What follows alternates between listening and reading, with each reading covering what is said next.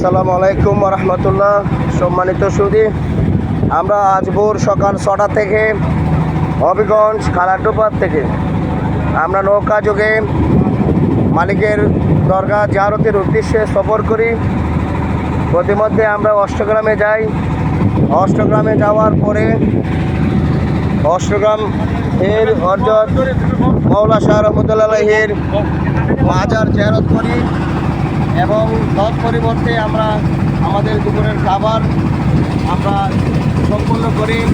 আমরা হযরত মালিক শাহ রহমতুল্লাহের মাজার জিয়ারত করে আমরা আমাদের বাড়ির উদ্দেশ্যে রওনা দিই। এখন আমরা আপনাদের একটি আওয়ার অঞ্চলের মধ্যে রয়েছি। আপনারা দেখতে পাচ্ছেন আসলে আল্লাহ রাব্বুল আলামিন যে পবিত্র কালামুল্লাহ শরীফে বলেছেন, এই ইমানদারগণ তোমরা পৃথিবীতে ভ্রমণ করো এবং আমার নিদর্শনাবলী তোমরা দেখো। এই সফরে না আসলে আমরা এই দৃশ্যগুলো দেখতে পারতাম না। এত হাওয়ার আর এত পানি, এই যে পানি, এত পানি এমন তো দিনে এগুলো পানি হয়ে যায়। এখন যে পানি আমরা দেখতে একসময় দেখা যাবে এগুলো পানি না, এখানে মানে চাষ করে এই পানিগুলো শুকিয়ে যায়।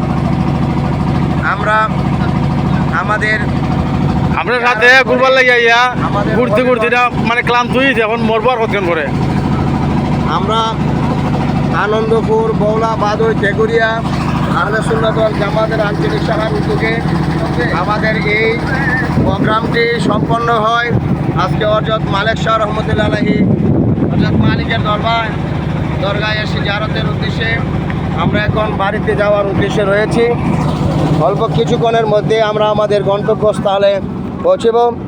আমাদের সাথে হযরত মৌলানা কায়েশা হুজুর, তারপরে রয়েছেন মুফতি মৌলানা আবুল কালাম আজাদ, আমাদের মধ্যে রয়েছেন আমাদের আবিশাল মাদানী, আমাদের রেজু ভাই, আমাদের মধ্যে রয়েছেন দিদার আলী ভাই, আমাদের মধ্যে রয়েছেন আমাদের দেশের প্রখ্যাত আলেম দ্বীন হযরত মৌলানা আবু তায়েব মুজাহিদি মাতিজুল আলিম, আমাদের মধ্যে রয়েছেন হবিগঞ্জ